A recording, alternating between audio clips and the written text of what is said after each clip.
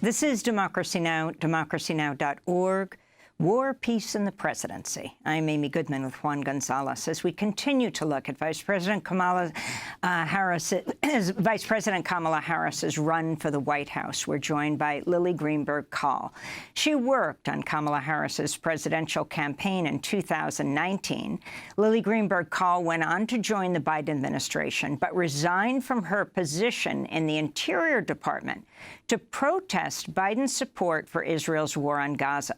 She was the first Jewish political appointee to resign over Biden's policies on Gaza. In May, she'd been working as special assistant to the chief of staff at the Interior Department.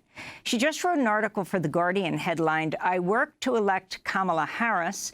She must break with Biden on Israel and Palestine." Welcome back to Democracy Now!, Lily. Explain exactly what your demand is. So President Biden's unconditional support for Israel's assaults on Gaza has been widely unpopular, with Americans writ large, with Democrats, again, with American voters across the board, and even within the American Jewish community. So Vice President Harris now has an opportunity to chart a new path, and not just because it's the right thing to do, but because it's actually both the popular and politically savvy thing for her to do. At this moment, she needs to support an arms embargo to Israel. She needs to reject AIPAC's right-wing agenda, and she needs to use all of the U.S.'s leverage to broker a lasting ceasefire, a hostage exchange, and a meaningful status quo change in Israel-Palestine that means safety and a thriving future for all Palestinians and Israelis.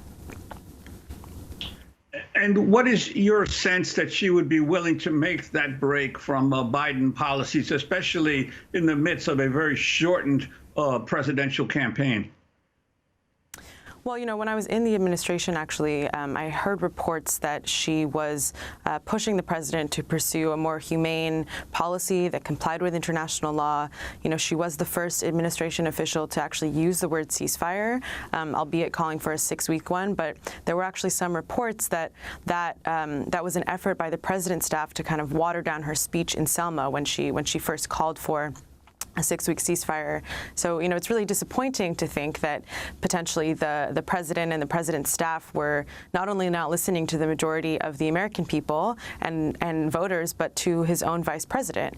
I believe that she would be, more amenable to breaking with Biden on Israel and Gaza. And again, I also think she has to, right? Over 700,000 Democrats voted uncommitted in the primary, which was a protest of President Biden's unconditional support for Israel's assault on Gaza. Those voters are really important. They're progressives, they're young people, they're Arab Americans. They're part of the coalition that the vice president needs to win in key swing states like Michigan, Minnesota, and Georgia. And if she wants to actually defeat Donald Trump, she has to not just reject authoritarianism here at home, but also reject it abroad, and that means rejecting the Israeli government. And Lily Greenberg-Call, will you be participating in protests at the Democratic convention? And or if you're not going to be there, do you support those kinds of protests? I think voters have the right to hold our electeds and folks seeking elected office accountable. And I do think that I'm glad to see that people are rallying around Kamala. I think it's important that we, unite the party in this moment and we do everything that we can to defeat Donald Trump.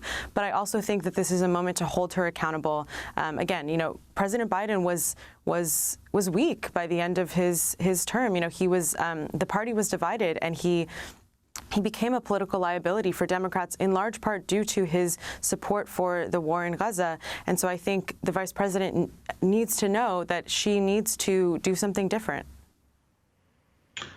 The administration obviously has taken a lot of criticism for its pursuit of support of Israel in the war on Gaza. But the Trump administration Trump as a candidate has received very little questioning from the media about what his policies would be, other than to say, as he said at the convention, that the Hamas attack would never have happened if he's president. But there's no specifics about how Trump would deal with the situation in and Israel's continuing attack on Gaza. What's your sense of the media's role in this?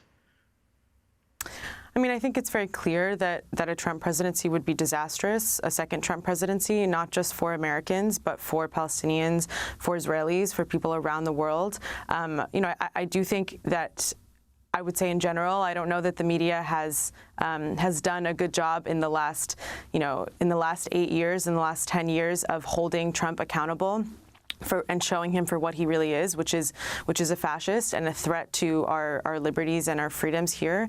But what I'll say is, you know, I mean, for the hundreds of thousands of Palestinians who have been massacred in the last 9 months, the Biden administration has been just as disastrous. You know, the Palestinian people in Gaza are experiencing a genocide, and for them, that is the most disastrous thing that we could have. So I think, you know, we need to remember that this has been happening under a Democratic administration as well, and that's why this moment is so important and you know has so much potential for an actual sea change.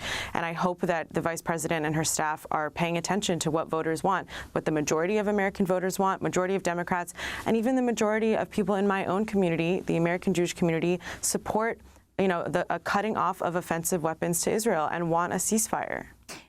Lily, I wanted to go back like 7 years to 2017, when then California Senator Kamala Harris pledged unconditional military support to Israel at the AIPAC conference then.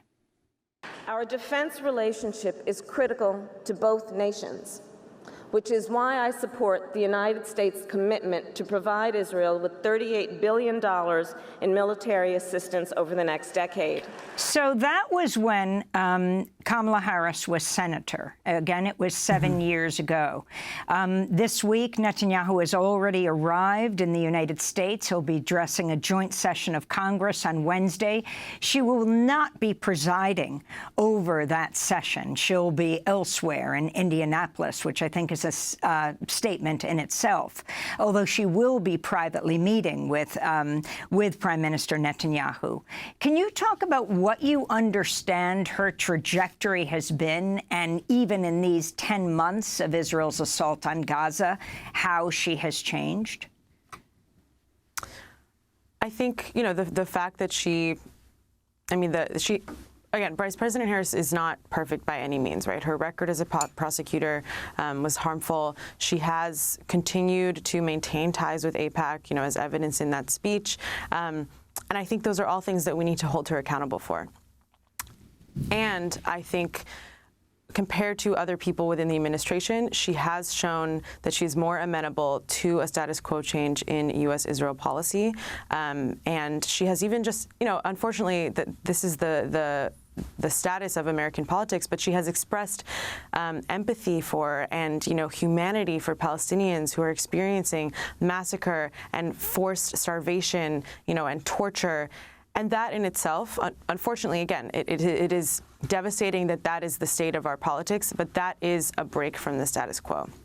And so I think, you know, this is not an opportunity to let go of the momentum that has built. Also, you know, 2024 and 2017 we are in a very different place now, especially how the American public views what's happening in Israel-Palestine. We have had massive student protests across the country. You know, people are watching through social media a genocide being live streamed, and they're realizing that it's their tax dollars and American weapons being used to kill children, and they're not okay with it.